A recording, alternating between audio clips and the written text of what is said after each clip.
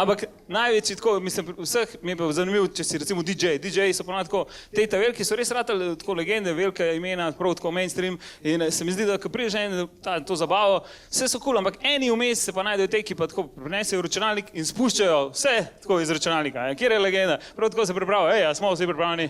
Ne znam nobenega inštrumenta igrati, tudi 5 ne znam, nič, ampak pazi to zdaj, pazi zdaj. Enter, A si videl? Veš, kao brez rok, vse z računalnikom. In si, 5000 evrov, hvala, res sem dober.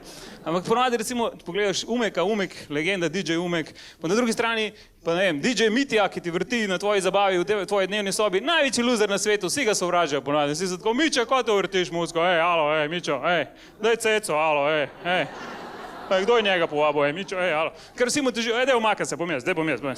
Daj ceco, kje imaš ceco, daj Mičo. Nikoli noben ne pride do Umeka, Umek, kaj to vrtiš, no daj umaka se, daj ceco, kje imaš ceco.